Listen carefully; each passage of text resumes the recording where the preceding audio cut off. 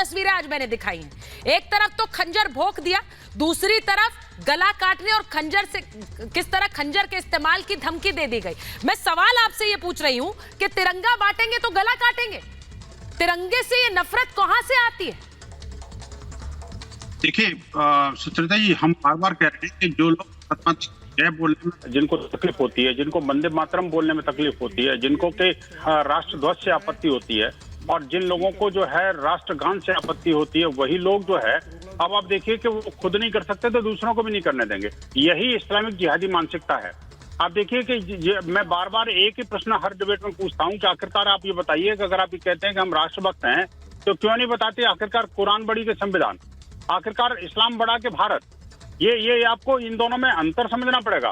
आप देखिए, हिंदू की प्रार्थना तब तक सफल नहीं होती, तब तक पूरी नहीं होती जब तक भारत माता की जय नहीं बोल लेता, और इस्लाम की प्रार्थना जब तक शुरू नहीं होती जब तक वो चार लोगों के बारे में इस तरह की बातें नहीं कर लेता।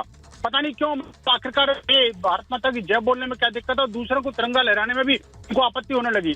इसका मतलब क्या है कि सीधा सीधा ये भारत को अपना मानते ही नहीं है।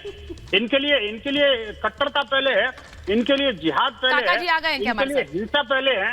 हाँ। और इनके लिए जो इस्लाम है, इस्लाम की जो कट्टरवादी सोच है, जो सर इस कट्टरवादी सोच पर प्रहार करने की जरूरत है। और तिरंगे से नफरत क्यों है इतनी? मैं सिर्फ एक बार, काका जी आ गए हमारे साथ, मैं पहले उनके पास जा रही हूँ, फिर स्टूडियो में मेहमानों के पास आऊंगी। प्रोफेसर आगे भी जुड़ गए हमारे साथ स्टूडियो में। मनोज सिंह काका जी, मैं आपसे सीधा ये पूछ रही हूँ कि जब आप घर घर तिरंगे को सीधे दंगे से जोड़ दे तो आपको नहीं लगता है कि आप तिरंगे के खिलाफ ही वो नफरत के बीज बो देते हैं जिसमें ये सब हरकतें होती हैं जो आज हो रही हैं, जो नफरत के बीज बो दिए? आप हर घर तिरंगे को सीधे दंगे से जोड़ते हैं। देखिए, तिरंगा हमारे देश की शान है और देश ने जो भी राष्ट्रीय एकता है और उसकी पहचान है, पूरी दुनिया में तिरंगे से ही भारत के शान है। लेकिन तिरंगे के साथ सबसे ज़्यादा अगर अपमान किसी संस्था ने किया तो आरएसएस ने किया। आज़ादी के 52 साल बाद तक भी तिरंगा आरएसएस ने नहीं फहराया। और आपको तो पता ही होगा सुचारिता कि जब 22 जुलाई 1947 को संविधान सभा ने तिरंगे को राष्ट्रीय ध्वज की मान्यता दिया तो सबसे पहले 29 जुलाई को ही उसका विरोध आरएसएस के श्यामा प्रसाद मुखर्जी ने किया। तो ये बीजेपी के लोगों ने सबसे ज्यादा तिरंगे का अपमान अगर किसी ने किया है, किसी संस्था ने, किसी संगठन ने, तो भारतीय जनता पार्टी और उसके मानस संगठन आरएसएस ने किया है। और जो बात आप सांप्रदायिकता पे कर रही हैं तो हर विनोद बंसल जी, मेरी दरख्वास्त है और मुझे लगता है कि प्लीज कुछ रूल्स बहुत जरूरी है सेट करने। हम एक एक करके बात करेंगे।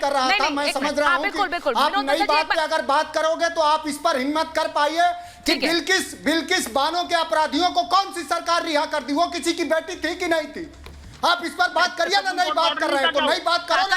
पूरे देश में सबसे ज्यादा बेरोजगारी है। ठीक है विनोद बंसल जी, एक मिनट रुक जाइए। विनोद बंसल जी, मैं एक एक करके सवाल पूछ रही हूँ। काका जी बात करो ना, काका जी करो आज की बात कि चाइना देश पर रोज हमले कर रहा है और देश की सरकार सुरक्षा नहीं कर पा रही। करो इस पर हमला। बात कर पाओगे बात? काका जी, मेरी आपसे एक दरख्वास्त है। काका जी, आप इतना आग बबूला हो रहे हैं, गुस्सा हो रहे हैं, मुझे सिर्फ एक सवाल है और सिर्फ पीड़ा भी होती है कि जब मैं तिरंगे पर बात करती हूँ और तिरंगा उठाने को लेकर सर कलम करने की धमकी की बात होती है तो उस पर आप क्यों नहीं इस तरह आग बबूला होकर बोलते? सर आप ये क्यों नहीं बोलते कि कैसे धमकी दी जाएगी? इस देश में तिरंगे फहराने को लेकर धमकी दी जाएगी, सिर कलम करने को धमकी दी जाएगी और आप आग बबूला नहीं होते। सरकार को देना चाहिए, लेकिन तिरंगे का सबसे ज्यादा अपमान आरएसएस ने किया है, भारतीय जनता पार्टी ने किया है। आपने देखा होगा कि उत्तर प्रदेश के पूर्व मुख्यमंत्री कल्याण सिंह जी के सर, मैं पार्टी की बात ही नहीं कर रही हूँ काका जी। काका जी, मेरा अनुरोध है आपसे सर, ना आपकी पार्टी, ना बीजेपी, ना किसने नहीं देखा। सुन लीजिए काका जी प्लीज, मेरी एक रिक्वेस्ट है सर, थोड़ा सा मुझे भी सुनिए। मैं आपसे कह रही हूँ, पार्टी की बात मैं नहीं कर रही हूँ। मैं ये कह रही हूँ कि इस देश में अगर इस तरह की धमकी दी जाएगी तिरंगा फहराने को लेकर तो क्या हम लोग एक मंच पर नहीं हो सकते कि ये धमकी बर्दाश्त नहीं की जाएगी? ये धमकी देने वाले और इस तरह के सर तन से जुदा करने का नारा इसके लिए इस्तेमाल किया जा रहा है।